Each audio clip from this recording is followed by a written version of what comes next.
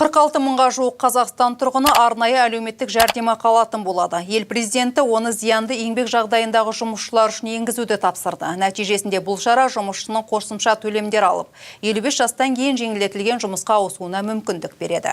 Бүгінде республика бойынша 300 мыңға жуық адам еңбек жағдайлары ауыр кәсіпорындарда жұмыс істейді. Алайда жыл басынан бастап белгілі отырған арнаулы әлеуметтік төлемдерді алушылар санатына ол жұмысшылардың барлығы дерлік ене қоймайды. Талап бойынша арнаулы төлем еңбек жағдайлары қиын кәсіпорындарда соңғы 7 жыл жұмыс істеген 55 жастан асқан және одан жоғары жастағы адамдарға ұсынылады.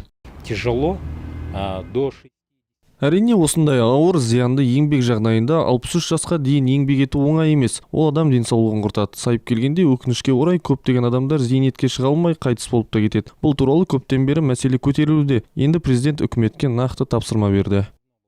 Ауыр өнеркәсіпте жұмыс істейтін адамдарды зейнетке ерте шығаруға рұқсат беретін заң жыл соңына дейін қабылданып, келесі жылдан бастап күшіне енеді деп мәлім етті Еңбек және халықты әлеуметтік қорғау министрі. Қазіргі уақытта қаржыны реттеу агенттігі өмірді сақтандыру компаниясымен бірлесе отырып есептеулер жүргізуде. Нәтижесінде арнаулы төлем тағайындалған кезде жұмысшы қызмет орнынан кетіп, оңайырақ жұмыс таба алады. Бұл бағытта жағдай жасалмақ. Бұл ретте Тау-Кен саласы бойынша университеттің оқытушылары тарапынан да ғылыми ізденістер қолға алынып жатыр.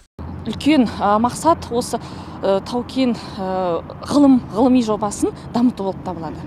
Яғни біздің ғалымдар, яғни осы университетіміздің PhD жаңағы ғалымдары, профессорлары, яғни осы ғылыми жобаларды жасап, осы мысалы бүгінгі таңда жас ғалым деген мысалға конкурс өтіп жатыр. Яғни осы байқауда осы біздің жас ғалымдар өздерінің ғылыми жобаларын ұсынып жатыр.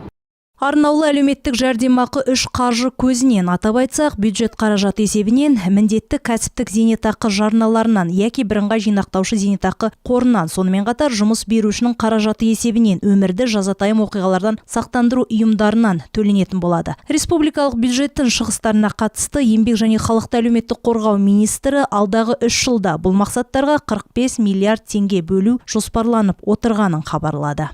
Бақыт Күлматова, Серік Тоғаев, Николай Шевелев, 5-ші арна.